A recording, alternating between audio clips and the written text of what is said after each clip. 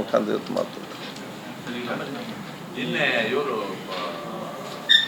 ಅನುಪಮಾ ಶರಣ ಇದು DYSP Kudligi sub division ನಿನ್ನೆ ಪ್ರೆಸ್ ಮೀಟ್ ಮಾಡಿಬಿಟ್ಟು ಇವತ್ತು ಓಂ ಪ್ರಕಾಶ್ ಮರ್ಡರ್ ಸಂಬಂಧವಾಗಿ ಅವರು ಕೆಲವೊಂದು ಪೊಲಿಟಿಷಿಯನ್ಸ್ ಇದನ್ನು ರೋಲು ಇದು ಮಾಡಬೇಕು, ಅವರಿಂದ ಪ್ರೆಷರ್ಸ್ ಭಾಳ ಇದೆ ಅಂತ ಅದರಲ್ಲಿ ನಿಮ್ಮ ಹೆಸರನ್ನು ಉಲ್ಲೇಖ ಮಾಡಿದ್ದಾರೆ. ಹೌದಾ? ನಾನು ನೋಡಲಿಲ್ಲ. ನಿಮ್ಮ ಪ್ರೆಷರ್ ಇದರಿಂದ ಅಂದರೆ ನಿಮ್ಮದು ಹೋಮ್ ಮಿನಿಸ್ಟರ್ ಮತ್ತೆ ಸಿಎಂ ಪ್ರೆಷರ್ ಇತ್ತು. ಸಿಎಫ್ಐ ಕೈವಾಡ ಇದೆ ಅಂತೆಲ್ಲ ಆರೋಪ ಮಾಡಿದ್ದಾರೆ. ಅದು ಅದರ ಬಗ್ಗೆ ತನಿಖೆ ಆಗಬೇಕು ಅಂತ ನಿಮ್ಮದು ಲೆಟರ್ ಬರೆದಿದ್ದಾರಂತೆ. ನಾನು ನೋಡ್ತೇನೆ. ಆಯಿತು, ನಮಗೆ ಮಾಡಲಿ. ನಾನೀಗ ನೋಡಿ, ನಾನು ತನಿಖೆ ಏಜೆನ್ಸಿ ಅಲ್ಲಲ್ಲ, ಆಯಿತು. ಅಲ್ಲಿ ಸರ್ಕಾರಕ್ಕೆ ಮಾಡಲಿ. ನಾನು ಸ್ಪೀಕರ್, ಈಗ ಅದಕ್ಕೆ ಸೀಮಿತವಾಗಿ ಮಾತ್ರ ನಾನು ಮಾತಾಡಬೇಕು ಹೊರತು ನನ್ನ ಹೆಸರನ್ನು ಸಣ್ಣ ಮಕ್ಕಳಿಂದ ಹಿಡಿದು ದೊಡ್ಡವ್ರ ತನಕ ಉಲ್ಲೇಖ ಮಾಡ್ತಾರೆ. ಅತ್ಯಂತ ಒಳ್ಳೆಯವರನ್ನಿದ್ದು ಅತ್ಯಂತ ಕೆಟ್ಟವ್ರ ತನಕ we are are public property. ಪ್ರತಿಯೊಬ್ಬರಿಗೂ ಕೂಡ ನಮ್ಮ ಬಗ್ಗೆ ಮಾತಾಡಲಿಕ್ಕೆ, ನಮ್ಮ ಜೊತೆ ನಿಲ್ಲಲಿಕ್ಕೆ, ಫೋಟೋ ತೆಗಿಲಿಕ್ಕೆ ಎಲ್ಲರಿಗೂ ಕೂಡ ಅಧಿಕಾರ ಇವತ್ತು ಇದೆ. ನಮ್ಗೆ ಯಾರು ಏನಂತ ಗೊತ್ತಿರೋದಿಲ್ಲ. ಕೆಲವೊಂದು ಮದುವೆಗೆ ಹೋಗ್ತೇವೆ, ಒಂದು ಫೋಟೋ ತೆಗೆದ್ರೆ ನಾವು ಹೋಗಿ ನಿಲ್ತೇವೆ, ಅವ್ರು ಖುಷಿ ಆಗಲಿ ಅಂತೇಳಿ. ಬಂದಾಗ ಹೇಳ್ತಾನೆ ಒಂದು ದೊಡ್ಡ ರೌಡಿ ಮಾರ ಅವ್ನು ನೋಡಿ. ನಾವು ಏನು ಮಾಡೋದು ಅಲ್ವಾ? ಏನಂದ್ರೆ ನಾವು ಬೇಸಿ ಪೇಪರಲ್ಲಿ ನಾವು ಇರ್ತೇವೆ, ಹಾಗೆ ಹೀಗೆ ಅಂತ ಅವ್ನು ಹಿಂದೆ ಬಂದು ಫೋಟೋ ಗೀಟೆಲ್ಲ ತೆಗೆ ಹೋಗ್ತಾನೆ. ಇನ್ನೊಬ್ಬ ನನಗೆ ಬಂದು ಹೇಳ್ತಾನೆ, ಸರ್ ಅವನೊಬ್ಬ ದುಡ್ಡು ತೆಗೊಂಡು ಹೋಗಿದ್ದಾನೆ, ಯಾಕೆ ನಿಮ್ಮ ಜೊತೆ ಅವನ ಫೋಟೋ ಇತ್ತು. ನಾನು ಕೇಳಿದರೆ ನೀವು ಕೊಡೋದಿಲ್ಲ ಮಾರೆ, ಬಡವರಿಗೆ ಕೊಡೋದಿಲ್ಲ, ನೀವು ಇವರಿಗೆಲ್ಲ ಕಳ್ಳರಿಗೆ ನಾನು ಹಿಂದೆ ನಿಂತಿದ್ದಾನೆ ಅಂತ ಮಾಡಿ ನಮ್ಮ ಎಲ್ಲ ಟೈಪ್ನವ್ರು ನಿಲ್ತಾರೆ. ಅದಕ್ಕೆ ನಮ್ಮ ಹಿಂದೆ ಇದ್ದಂಥ ಫೋಟೋದಲ್ಲಿ ನಮ್ಮನ್ನು ಕೇಳೋದೇನು ಕೂಡ ಮಾಡಲಿಕ್ಕೆ ಈ ರೀತಿ ಏನಾಗ್ತದೆ, ಸೋಷಲ್ ಪ್ರಾಬ್ಲಮ್. ಈ ರಾಜ್ಯಕ್ಕೆ ನಮ್ಮ ಕಷ್ಟ ಇದು. ನಮ್ಗೆ ಯಾರು ಒಳ್ಳೆಯವನು ಯಾರು ಕೆಟ್ಟವನು ಗೊತ್ತಿಲ್ಲ. ನಾವು ಗ್ರಾಚಾರಕ್ಕೆ ನಾವು ಬೈದರೆ ಅವನು ಒಳ್ಳೆಯವನಾಗಿದ್ದರೆ ಅಲ್ವಾ, ನಮ್ಮ ಇಡೀ ಮಾರ್ಕೆಟಲ್ಲೇ ಸರ್ ಹಾಳು ಮಾಡಿ ಬಿಡ್ತಾರೆ. ರಾಜಕಾರಣಿಗೆ ತಾಳ್ಮೆ ಇಲ್ಲ, ರಾಜಕಾರಣಿಗೆ ಅದು ಇಲ್ಲ, ಮ್ಯಾನರ್ಸ್ ಇಲ್ಲ ಅಂತೇಳಿ ಈ ಕಷ್ಟ ನಮ್ದು ಇಂಥೆಲ್ಲ ಇದನ್ನೆಲ್ಲ ಸುಧಾರಿಸಿಕೊಂಡು ಹೋಗೋದು ದೊಡ್ಡ ಕಷ್ಟದ ಕೆಲಸ ರಾಜಕಾರಣ ಪರಿಸ್ಥಿತಿ ಆಗಿದೆ. ಸೊ ರಾಜಕಾರಣಿಗಳ ಬಗ್ಗೆ ಸ್ವಲ್ಪ ಸಹಾನುಭೂತಿ ಇರಲಿ ಅಂತೇಳಿ ನಾನು ಎಲ್ಲರಿಗೂ ಹೇಳಲಿಕ್ಕೆ ನಾನು ಇವತ್ತು ಬಯಸ್ತೇನೆ. ಯಾವುದು ಇಲ್ಲ, ಆಫೀಸಲ್ಲಿ ಇರಬೇಕು, ನೋಡ್ಬೇಕು ಏನಂತೇಳಿ. I don't know. ಬಟ್ ನಾವೆಲ್ಲಿ ಯಾರಿಗೂ ಕೂಡ ಪ್ರೆಷರ್ ಆಗಲಿ ಹೋಗಿ ನಮಗೇನಿದೆ. ಸೊ ನೋಡಿ, ನಮಗೆ ಉತ್ತಮವಾದ ಆಡಳಿತ ಬರಬೇಕು, ಜನರಿಗೆ ಪ್ರಯೋಜನ ಆಗಬೇಕು, ಇಷ್ಟೇ. ಇದರಲ್ಲಿ ಪ್ರೆಷರ್ ಗಿಷನ್ ಬರುವಂಥ ನಮಗೇನು ಗೊತ್ತಿರೋದಿಲ್ಲ. ಇದಕ್ಕೆ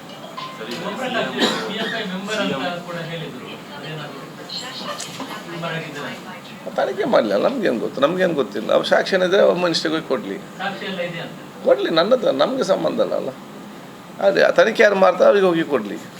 ನಾನು ಯಾಕೆ ಅವರೆಲ್ಲ ಆಫೀಸರ್ಸ್, ನಾನು ಹೇಳ್ಬೇಕಂತಿಲ್ಲ. ನಮ್ಗಿಂತ ಜಾಸ್ತಿ ಕಾನೂನು ನಾಲೆಡ್ಜ್ ಎಲ್ಲೂ ಕೂಡ ಅವರಿಗೆ ಇದೆ, ಆನೆಸ್ಟಿ ಸಿನ್ಸಿಯಾರಿಟಿ ಕೂಡ ಎಲ್ಲ ಕೂಡ ಇದೆ. ಏನಿದೆ ಅದನ್ನು ಹೋಗಿ ತಗೊಂಡು ಕೊಡಲಿ ತನಿಖೆ ಆಸ್ಪತ್ರೆಗೆ, ತನಿಖೆ ಯಾರು ಮಾಡ್ತಾರೆ ತನಿಖೆ ಸಂಸ್ಥೆಗೆ ಅದನ್ನು ಹೋಗಿ ಕೊಡಲಿ. ನಾವು ಬೇರೆಯವ್ರು ಹೇಳಬೇಕಾ? ಯಾರು seniors officers, sincere officers, honest officers, ಅನುಭವ ಇರುವವರು ಅವ್ರಿಗೆ ಗೊತ್ತರಲ್ಲಿ ಕೊಡೋದಪ್ಪ. ಅದನ್ನು ಬೇರೆ ಹೇಳಿ ಏನು ಮಾಡಲಿಕ್ಕೆ ಉಂಟು? ಈ ಪಾಕಿಸ್ತಾನ ವಿಚಾರದ ಬಗ್ಗೆ ಸೀದಾ ಬೇಡ ಭದ್ರತೆ ಹೆಚ್ಚಿಸಿ ಅಂತ ಅದನ್ನು ಬಿಜೆಪಿಯವರು ಈ ಆರೋಗ್ಯಕ್ಕಾಗಲಿ ನಮ್ಮ ವಿಜೇಂದ್ರ ಅವರ ಸಿಎಂ ಆರೋಪ ಮಾಡ್ತಾ ಇದ್ದಾರೆ. ಆಡಳಿತ ಪಕ್ಷ ಪ್ರತಿಪಕ್ಷ ಹೇಳ್ತಾರೆ, ಅದು ನಾನೇನು ಮಾತಾಡ್ತೀನಿ. ನಾನು ಹೇಳುವಂಥದ್ದು ನಾವು ಇಡೀ ದೇಶ ಒಗ್ಗಟ್ಟಾಗಿರಬೇಕು. ಎಲ್ಲ ಕೃತ್ಯದ ಮುಖ್ಯ ಉದ್ದೇಶ ಏನು? ನಮ್ಮಲ್ಲಿ ಈ ಎಲ್ಲ ಕೃತ್ಯವನ್ನು ಯಾರು ದೇಶದ್ರೋಹಿಗಳು ಮತ್ತು ಈ ರೀತಿ ಕೃತ್ಯವನ್ನು ಭಯೋತ್ಪಾದಕರು ಯಾಕೆ ಮಾಡ್ತಾರೆ? ನಮ್ಮ ದೇಶದ ಏಕತೆಯನ್ನು ಬಿಗಡಾಯಿಸಬೇಕು, ನಮ್ಮ ದೇಶದ ಒಗ್ಗಟ್ಟಿರಬಾರ್ದು. ಇದು ಈ ಸಂಚಿನ ಮುಖ್ಯ ಉದ್ದೇಶ. ಸಂಚಿನ ಮುಖ್ಯ ಉದ್ದೇಶ ಏನು? ದೇಶವನ್ನು ದುರ್ಬಲಗೊಳಿಸಬೇಕಾದರೆ ದೇಶದ ಒಗ್ಗಟ್ಟನ್ನು ಇವತ್ತು ತುಂಡು ಮಾಡಬೇಕು. ಅದಕ್ಕೆ ನಾವು ಯಾರು ಕೂಡ ಅವಕಾಶ ಮಾಡಿ ಕೊಡಬಾರ್ದು. ನಾವೇನು ಅದಕ್ಕೆ ಅವಕಾಶ ಮಾಡಿ ಕೊಟ್ಟರೆ ದೇಶದಲ್ಲಿರುವ ಸಮಾಜದಲ್ಲಿರುವ ಏಕತೆ ಸೋದರತೆಯನ್ನು ನಾವು ಯಾರಾದರೂ ಕೂಡ ಅದನ್ನು ದುರ್ಬಲಗೊಳಿಸಲು ಪ್ರಯತ್ನ ಪಟ್ಟರೆ ಅದು ನಾವು ಈ ಸಂಚುಕೋರರಿಗೆ ನಾವು ಅವರ ಏನು ಯೋಜನೆ ಇದೆಯಾ ಅದಕ್ಕೆ ಅನುಗುಣವಾಗಿ ನಾವು ಇವತ್ತು ಮಾಡಿದ ರೀತಿ ಆಗ್ತದೆ. ಅವ್ರ ಉದ್ದೇಶ ಏನಿದೆ? ಉದ್ದೇಶ ಅವ್ರದ್ದು ಇಷ್ಟೇ, ದೇಶವನ್ನು ದುರ್ಬಲಗೊಳಿಸಬೇಕು. ದೇಶವನ್ನು ದುರ್ಬಲಗೊಳಿಸಬೇಕಾದ್ರೆ ಈ ರೀತಿ ಮಾಡಿಕೊಂಡು ಸಮಾಜ ಅಶಾಂತಿ ಉಂಟು ಮಾಡಬೇಕು. ನಮ್ಮನ್ನು ಬಹುಶಃ ಇಡೀ ಒಗ್ಗಟ್ಟನ್ನು ಮುರಿಬೇಕು.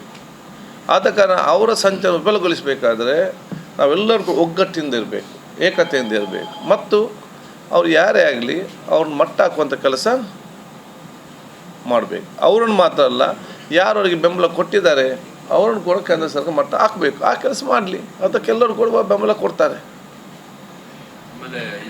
ಅದು ಯುದ್ಧ ಆಗಬೇಕಾದ್ರೆ ಅದೆಲ್ಲ ಕೂಡ ಆಲ್ ಪಾರ್ಟಿ ಮೀಟಿಂಗಲ್ಲಿ ಕೂತ್ಕೊಂಡು, ಉನ್ನತ ಮಟ್ಟದ ಸೆಂಟ್ರಲ್ ಗೌರ್ಮೆಂಟ್ ಕೂತ್ಕೊಂಡು, ಆರ್ಮಿ ಅದೆಲ್ಲ ಅವ್ರು ತೀರ್ಮಾನ ಮಾಡ್ತಾರೆ. ಅದೆಲ್ಲ ಕೇಂದ್ರ ಸರ್ಕಾರಕ್ಕೆ ಮತ್ತು ಎಲ್ಲ ಮೀಟಿಂಗ್ ಅದಕ್ಕೆ ಈ ದೇಶ ಜನರೆಲ್ಲರೂ ಕೂಡ ಇವತ್ತು ಒಪ್ತಾರೆ. ಇದ್ದಾರೆ. So all party meeting will decide on that. ಎಲ್ಲ ಹಿರಿಯ ಅಧಿಕಾರಿಗಳು ಕೂಡ ಅವ್ರು ಚರ್ಚೆ ಮಾಡ್ತಾರೆ. ಸಂಬಂಧಪಟ್ಟ ಸಸ್ಪೆನ್ಷನ್ ಅದನ್ನ ರಿವೋಕ್ ಮಾಡಬೇಕು, ಅದನ್ನು ಆದಷ್ಟು ಬೇಗ. ಮತ್ತು ಕೆಲವು ಯಾರೋ ಒಬ್ಬ ನಮ್ಮ ಬೆಳ್ತಂಗಡಿ ಶಾಸಕರನ್ನ ಇದು ಮಾಡ್ತೀವಿ, ಸರ್ವಿಸಸ್ನ ಮುಗಿಸ್ತೀವಿ ಅಂದರೆ ಕಂಪ್ಲೀಟ್ ಮಾಡೋಕ್ಕೆ ರೆಕಮೆಂಡ್ ಮಾಡ್ತೀರಿ ಅಂತ ಇದನ್ನು ವದಂತಿಗಳು ಭಾಳ ಇದೆ. ಏನು ಅದ್ರ ಬಗ್ಗೆ ಏನು ಇದಾಗಿದೆಯಾ ನಿಮಗೆ? ಯಾರು ಇವತ್ತು 18 ಶಾಸಕರು ನಾವು ಇವತ್ತು ಅವರ ಸಂವಿಧಾನ ಪೀಠಕ್ಕೆ ತೋರಿಸಿ ಅಗೌರವ ಮತ್ತು ಆ ಒಂದು ಸನ್ನಿವೇಶ ಅಷ್ಟೇ ಮಾಡಿದ್ರೆ ಸಂವಿಧಾನ ಪೀಠದ ಗೌರವ ಉಳಿಸಬೇಕಂತೇಳಿ ನಾವು ಕ್ರಮ ತಗೊಂಡಿದ್ದೇವೆ. ಅಲ್ಲ ಅದಕ್ಕೆ ಅಲ್ಲ ಇದು ನೆಕ್ಸ್ಟ್ ಕ್ವಶನ್, ಅದು ನೆಕ್ಸ್ಟ್ ಕ್ವಶನ್. ಇದನ್ನು ಅದರಲ್ಲಿ ನಾವು ನಾನಲ್ಲ ಸದನ ಅವು ತೀರ್ಮಾನ ಮಾಡಿ 6 ತಿಂಗಳ ತನಕ ಅವರನ್ನು ಸಸ್ಪೆನ್ಷನ್ ಕೊಟ್ಟಿದ್ದೇವೆ. ಮತ್ತು ಕಮಿಟಿ ಕೂಡ ಭಾಗವಹಿಸಬಾರ್ದಂತೇಳಿ ಆದೇಶ ಕೊಟ್ಟಿದ್ದಾರೆ. Committee is extension of the house. ಯಾಕೆ ಕಮಿಟಿ ಕೊಟ್ಟಿದ್ದಾರೆ ಅಂತ ಯಾವತ್ತಂತ ಹೇಳಿದರೆ, committee is extension of the house. ಯಾವುದು ನಮಗೆ ಹೌಸಲ್ಲಿ ಚರ್ಚೆ ಮಾಡಲಿಕ್ಕೆ ಟೈಮ್ ಆಗಲಿಲ್ಲ ಅದನ್ನು ಇಲ್ಲಿ ನಾವು ಚರ್ಚೆ ಮಾಡುವಂಥದ್ದು. ಆದ ಕಾರಣ ಆ ಒಂದು ಕಮಿಟಿ ಮೀಟಿಂಗ್ ಕೂಡ ಭಾಗವಹಿಸಬಾರ್ದಂತ ಇವತ್ತು ತೀರ್ಮಾನ ಆಗಿದೆ. ಇದರ ಬಗ್ಗೆ ಪ್ರತಿಪಕ್ಷ ನಾಯಕರು, ಅವ್ರ ಪಕ್ಷ ಅಧ್ಯಕ್ಷರು ಎಲ್ಲ ಒಂದು ಶಾಸಕರು ಬಂದು ಅವ್ರ ವಿಷಾದ ವ್ಯಕ್ತಪಡಿಸಿದ್ದಾರೆ. ಇದರಲ್ಲಿ ನಾವು ಕೂಡ ಚರ್ಚೆ ಮಾಡಿದ್ದೇವೆ. ಇದು ಸದನ ತಗೊಂಡ ತೀರ್ಮಾನದ ಕಾರಣ ನನಗೊಬ್ಬನಿಗೆ ತೀರ್ಮಾನ ತಗೊಳ್ಳಿಕ್ಕೆ ನಿಯಮಾವಳಿ ಪ್ರಕಾರ ಅಧಿಕಾರ ಇಲ್ಲ. ಇದರ ಬಗ್ಗೆ ನಾನು ಚರ್ಚೆ ಮಾಡ್ತೇವೆ, ಸರ್ಕಾರ ಜೊತೆ ನಾನು ಕೂಡ ಚರ್ಚೆ ಮಾಡ್ತೇವೆ. ನಾವು ಯಾವಾಗಲೂ ಸಕಾರಾತ್ಮಕವಿದ್ದೇವೆ. ನಮಗೇನಿದೆ, ಒಂದು ಸಂವಿಧಾನಕ್ಕೆ ಅಗೌರವ ತೋರಿಸಿದವರಿಗೆ ಈ ರೀತಿ ಶಿಕ್ಷೆ ಆಗ್ತದೆ ಅಂತ ನಾವು ಸಂದೇಶ ನಾವು ಕೊಡಬೇಕು. ಮತ್ತು ಅವ್ರ ತಪ್ಪನ ಅರಿವು ಅವರಿಗೆ ಆಗಬೇಕು. ಇದು ನಾನು ಹೇಳ್ತೇನೆ, ಸಂವಿಧಾನ ಪೀಠಕ್ಕೆ ಅಗೌರವ ತೋರಿಸಿದ್ದಕ್ಕೆ ನಾವು ಕ್ರಮ ತಗೊಂಡಿದ್ದೇನೆ ಅಂತೇಳಿ ಸ್ವಲ್ಪ ಎಕ್ಸ್ಟ್ರಾ ತಗೊಂಡಿರ್ಬೋದು. ಅವರು ಕೆಲವರು ಹೇಳ್ತಾರೆ ಎಲ್ಲಂತಲ್ಲ, ಸಂವಿಧಾನ ಜಾಸ್ತಿ ನಿಯಮಕ್ಕಿಂತ ಜಾಸ್ತಿಯಾಗಿ ಇವತ್ತು ತಗೊಂಡಿದೆ.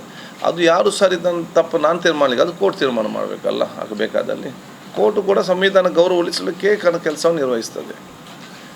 ಇದರಲ್ಲಿ ಒಟ್ಟಾರೆಗೇನು ಸಂವಿಧಾನದ ಪರವಾಗಿ ನಾವು ಅವತ್ತು ನಿಂತಿದ್ದೇವೆ ಅಂತೇಳಿ ನಮಗೆ ಇವತ್ತು ವಿಶ್ವಾಸ ಇದೆ. ಇದರ ಬಗ್ಗೆ ನಾವು ಚರ್ಚೆ ಮಾಡ್ತೇವೆ. ಮತ್ತು ಅದು ಕೊಟ್ಟಂತ ಹೇಗೆ ಅದು ಮತ್ತು ಫೈನಾನ್ಸ್ ಬಿಲ್ ಆಗುವಾಗ ಅವರೇ ಏನಿದೆ ನಾನು ನೋಡಿದ ಮೀಡಿಯಮ್ನಲ್ಲಿ ಇವತ್ತು ರಾಜನ್ನ ನೀರ ಸಂಬಂಧಪಟ್ಟಾಗೆ ಇವತ್ತು ಮಾತಾಡೋದು ಅಂತ ಹೇಳಿಕೊಂಡು ಅದು ಮಾತಾಡೋಕ್ಕೆಲ್ಲ ನಾನು ಅವಕಾಶ ಕೊಟ್ಟಿದ್ದೇನೆ. ಅವರೆಲ್ಲ 2 ದಿವಸ ಮಾತಾಡಿದ್ದಾರೆ. ಒಂದು ದಿವಸ ಗೃಹ ಸಚಿವರು ಉತ್ತರ ಕೊಟ್ಟರು, 2ನೇ ದಿವಸ ಬಜೆಟ್ನಲ್ಲಿ ಉತ್ತರ ಕೊಟ್ಟು ಫೈನಾನ್ಸ್ ಬಿಲ್ ಪಾಸ್ ಮಾಡಬೇಕಂತ ತೀರ್ಮಾನ ಆಗೋ ಸಂದರ್ಭದಲ್ಲಿ 1 ನಿಮಿಷ ಮಾತಾಡ್ತಂತ ಹೇಳಿಕೊಂಡು ಮತ್ತೆ ಅದರಲ್ಲಿ ಮಾತಾಡಿದರು. ಸುನಿಲ್ ಕುಮಾರ್ ಮಾಡಿದರು, ಪ್ರತಿಪಕ್ಷ ನಾಯಕ ಮತ್ತು ಇನ್ನೊಬ್ಬರು ಮಾತಾಡಿ ಸರ್ಕಾರ ಉತ್ತರ ಕೊಟ್ಟಿದೆ. ಗೃಹ ಸಚಿವರು ಮತ್ತು ಮುಖ್ಯಮಂತ್ರಿಗಳು ಏನು ಕೊಟ್ಟಿದ್ದರು, ಇದನ್ನು ನಾವು ಸೂಕ್ತವಾದ ಯಾವ ರೀತಿಯಿಂದ ತನಿಖೆ ಮಾಡಬೇಕಂತೇಳಿ ನಾವು ಚರ್ಚೆ ಮಾಡಿಕೊಂಡು ನಾವು ತೀರ್ಮಾನ ಕೊಡ್ತೇವೆ. ನಾವು ತೀರ್ಮಾನ ಮಾಡುವಾಗ ನೀವು ಕೊಟ್ಟಂಥ ಅಭಿಪ್ರಾಯ ಏನಿದೆ, ಒಂದು ನೀವು ರಿಟೈರ್ಡ್ ಜಡ್ಜ್ ಅಥವಾ ಸಿಟ್ಟಿಂಗ್ ಜಡ್ಜ್ ಮುಖಾಂತರ ಮಾಡಿ ಅಥವಾ ಇನ್ನೊಂದು ಸಂಸ್ಥೆ ವಹಿಸಿ ಅದನ್ನು ಕೂಡ ಪರಿಗಣಿಸ್ತೇವೆ ಅಂತೇಳಿ ಆ ರೆಕಾರ್ಡಲ್ಲಿದೆ. ಭಾಳ ಕ್ಲಿಯರ್ ಕಟ್ ಉತ್ತರ ಕೊಟ್ಟ ನಂತರ ಅದು ಈಗಲೇ ಕೊಡಬೇಕಿಲ್ಲ, ಬಜೆಟ್ ಮಾಡಲಿಕ್ಕೆ ಬಿಡೋದಿಲ್ಲ ಅಂತ ಹೇಳಿದ್ದೇವೆ. ಅದು ಯಾವ ರೀತಿ ಆಗ್ತದೆ ಮುಂದೆ? 2 ಫೈನಾನ್ಸ್ ನೋಡಿ, ಆ ಶಾಸಕ ಈ ಶಾಸಕ ಅಂತಲ್ಲ, ಕೆಲವು ಶಾಸಕರಿಗೆ ಅದು ಚಾಲಿಯಾಗಿ ಬಿಟ್ಟಿದೆ. ಏನಾದರೂ ಒಂದು ಮಾತಾಡಬೇಕು, ಮಾರ್ಕೆಟಲ್ಲಿ TRP ಬರ್ತದೆ, ಮಾರ್ಕೆಟಲ್ಲಿ ಹೆಸರು ಬರ್ತದೆ. ಅದು ಏನು ಒಂದು ಶಾಸಕ ನೋಡಿ, ಜನ ಓಟು ಕೊಟ್ಟ ತಕ್ಷಣ ಯಾರು ಶಾಸಕನಾಗೋದಿಲ್ಲ. ಜನ ನನಗೆ ಓಟು ಕೊಟ್ಟ ತಕ್ಷಣ ನಾನು ಶಾಸಕನಾಗುವುದಿಲ್ಲ. ನಾನು ಯಾವಾಗ ಹೋಗಿ ಸ್ಪೀಕರ್ ಮುಂದೆ ಆ ಸಂವಿಧಾನಬದ್ಧವಾಗಿ ನನ್ನ ಪ್ರತಿಜ್ಞೆಯನ್ನು ಸ್ಪೀಕರ್ ಮುಖಾಂತರ ಪಡ್ಕೊಳ್ತೇನೆ, ಆವಾಗ ಮಾತ್ರ ಅವನು ಅಧಿಕೃತ ಶಾಸಕ. ಆಯ್ತು ಅಲ್ಲಿ. ಸೊ ಜನ ಕೊಟ್ಟ ತಕ್ಷಣ ನನಗೆ ಜನ ಬೆಂಬಲ ಇದೆ, ನಾನು ಏನು ಮಾತಾಡಬೇಕಂತ ಆಗೋದಿಲ್ಲ. ಜನ ಬೆಂಬಲ ಇದ್ದರೆ ಸಂವಿಧಾನ ಪ್ರಕಾರ ಮಾತಾಡಬೇಕು. ಅದಕ್ಕಾಗಿ ಸಂವಿಧಾನ ಅನುಮಾನ ಆದಾಗ ಶಾಸಕರಾದರೂ ಕೂಡ ಶಾಸಕ ತಗೊಳ್ಳುವಂಥದ್ದು. ನಾವು MLA ಆದ ತಕ್ಷಣ ನಮ್ಗೆ ಏನು ಕೂಡ ಮಾತಾಡ್ಬೋದು, ಏನು ಕೂಡ ಹೇಳ್ಬೋದು, ಯಾವುದಕ್ಕೂ ಆಗ್ಬೋದು ಅಂಥೇಳಿ ಅದಲ್ಲ.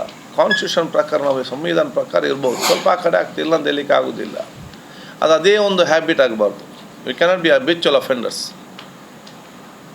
ಕೆಲವೊಮ್ಮೆ ಹೆಚ್ಚು ಕಮ್ಮಿ ಆಗ್ತಿಲ್ಲ ಅಂತ ಹೇಳಲಿಕ್ಕೆ ಆಗೋದಿಲ್ಲ, ಬಟ್ ಕೆನಾಟ್ ಬಿ ಆಗಿಂದಾಗೆ.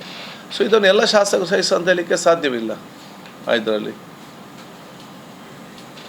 ಆವಾಗ ಅವರು ಮಾತಾಡಿದ ವಿಚಾರದಲ್ಲಿ ಅವರ ಕೆಲವು ಶಾಸಕ ಮಿತ್ರರು ಅವರ ಪ್ರೀತಿಯಿಂದ ಇವತ್ತು ಪ್ರಿವಿಲೇಜ್ ಮೇಲೆ ಕೊಟ್ಟಿದ್ದಾರೆ. ಅವ್ರ ಕೆಲಸ ಬೇರೆ ಶಾಸಕರು ಮಾಡಿದ್ದಾರೆ, ಪ್ರಿವಿಲೇಜ್ ಕೊಡ್ಬೋದು. ಯಾಕೆಂದರೆ ಅವರೆಲ್ಲ ಶಾಸಕ ಒಂದೇ ಅಲ್ವಾ, ನಾವೆಲ್ಲ ಶಾಸಕರಿಗೆ ಬರಬಾರ್ದಲ್ಲ. ಅದನ್ನು ಪರಿಶೀಲಿಸ್ತಾ ಇದ್ದೇವೆ. ಆವಾಗ ಹೇಳ್ತೇನೆ ನಾನು. ಅವ್ರ ಮೇಲೆ ಪ್ರಿವಿಲೇಜ್ ಹೌದು ಹೌದು ಹೌದು, ಬೇರೆ ಶಾಸಕರು ಕೊಟ್ಟಿದ್ದಾರೆ. ಯಾವುದು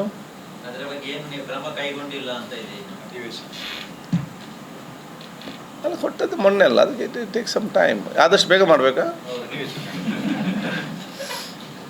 ಅಷ್ಟು ದಿನ ಕೆಲಸ ಮಾಡೋದು ಬೇಡ ಅಂದೇಳಿ ನಿಮ್ಮ ಪ್ಲ್ಯಾನ್ ಎಲ್ಲ? ಈಗ ಪ್ರಿವಿಲೇಜ್ ಮೋಷನ್ ಮೂವ್ ಮಾಡಿದ್ರು ಆ ಘಟನೆ ಮೊನ್ನೆ ಆದ ಘಟನೆ ಅಲ್ಲ. ಅವರು ಅದರ ಮಧ್ಯೆ ಏನು ಬಂದು ಎಲ್ಲೆಲ್ಲಿ ಮಾತಾಡ್ತಿದ್ರು, ಅದರ ವಿಡಿಯೋ ಕ್ಲಿಪ್ಪಿಂಗ್ಸ್ ಪೇಪರ್ ಕಿಟ್ಟಿಂಗ್ ಇಟ್ಟುಕೊಂಡು ಪ್ರಿವಿಲೇಜ್ ಕೊಟ್ಟಿದ್ದಾರೆ. ಮೊನ್ನೆ ಸಸ್ಪೆನ್ಷನ್ ಏನು ಹಿಂದೆ ಫೈನಾನ್ಸ್ ಬಿಲ್ ಟೈಮ್ನಲ್ಲಿ ಏನಾಯ್ತಲ್ಲ ಅವತ್ತು ಇರಲಿಲ್ಲ, ಅವತ್ತು ಅವ್ರು ಇರಲಿಲ್ಲಲ್ಲ, ಯು ವಾಸ್ ನಾಟ್ ದೇರ್. ಬೇರೆ ಅವರು ಅದರ ನಂತರ ಹೊರಗಡೆ ಬಂದು ಮಾತಾಡೋ ವಿಚಾರದಲ್ಲಿ ಬೇರೆ MLAಗಳೆಲ್ಲ ಪ್ರಿವಿಲೇಜ್ ಕೊಟ್ಟಿದ್ದಾರೆ. ಯಾವುದು ಅದು ನಾನು ಕೇಳಿ ನಿಮ್ಮ ಮಾಧ್ಯಮದಲ್ಲಿ ಬಂದದ್ದನ್ನು ಇದಕ್ಕೆ ತೀರ್ಮಾನಕ್ಕೆ ಸಂಬಂಧಪಟ್ಟ. ಹೌದು ಹೌದು. ಯಾವುದು ನಾನು ಇನ್ನೊಮ್ಮೆ ನೋಡ್ತೇನೆ ಅದನ್ನು ಹೋಗಿ. ಅದು ಒಂದು ಟೋಟಲ್ 5-10 ಶಾಸಕರು ಹಾಕಿದ್ದಾರೆ ಸೈನ್.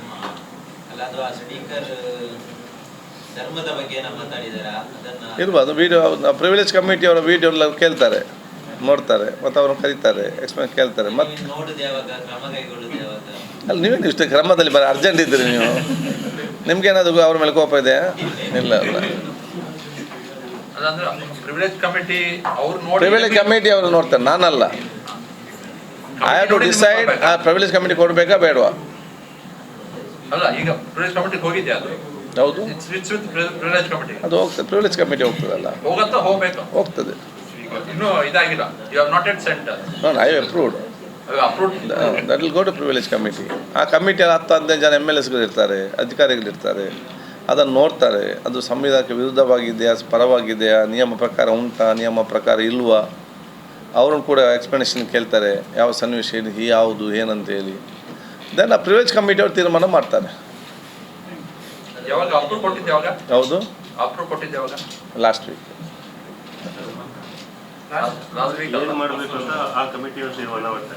ಯಾವುದು ಅದು ಅವ್ರು ತೀರ್ಮಾನ ಮಾಡ್ತಾರಾ, ಸ್ಪೀಕರ್ಗೆ ಬಿಡ್ತಾ, ಕಮಿಟಿಯವ್ರಿಗೆ ಬಿಟ್ಟಂಥ ವಿಚಾರ, ಪ್ರಿವಿಲೇಜ್ ಕಮಿಟಿಗೆ ಬಿಟ್ಟಂಥ ವಿಚಾರ.